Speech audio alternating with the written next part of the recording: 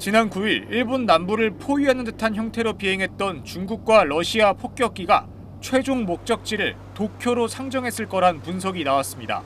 앞서 지난 9일 중로 폭격기 4대는 오키나와 근처 섬들 사이를 지난 뒤 방향을 왼쪽으로 꺾어 시코쿠 남쪽 태평양까지 진출했는데, 당시 폭격기가 시코쿠 남쪽에서 돌아가지 않고 계속 직선 경로로 비행했다면 도쿄에 도달했을 걸로 분석됐다고 요미우리 신문은 보도했습니다.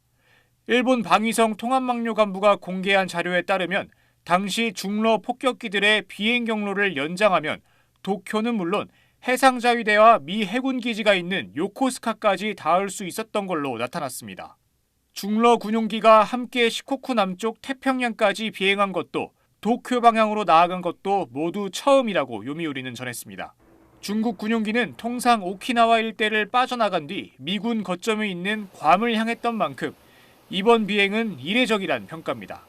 비행 경로 일부는 지난 6일 중국 함재기가 일본 자위대 전투기의 레이더를 겨냥했을 당시 중국 항공모함 랴오닝함의 항행 경로와도 겹치는 걸로 파악됐습니다. 게다가 이번 작전에 참가한 중국 폭격기 H-6K는 핵미사일을 탑재할 수 있는 기종인 걸로 드러났습니다. 핵탄두를 장착할 수 있는 사정거리가 1,500km 이상인 공대지 순항미사일을 발사할 수 있다는 겁니다. 이 때문에 일각에서는 이번 비행이 도쿄를 폭격할 수 있다는 걸 과시하려는 의도란 분석도 나옵니다. 앞서 지난 5일부터 9일까지 오키나와현 섬 사이를 S자 형태로 누볐던 랴오닝함은 어제 중국 쪽으로 빠져나간 걸로 나타났습니다.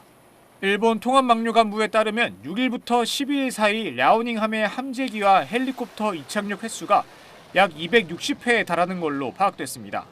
중국은 다카이치 일본 총리의 타이완 유사시 개입 시사 발언 이후 일본 여행과 유학 자제령을 내리고 일본산 수산물 수입 금지를 재개하는 등 보복 조치를 시행해왔고, 최근엔 무력 시위를 이어가고 있습니다. SBS 김진우입니다.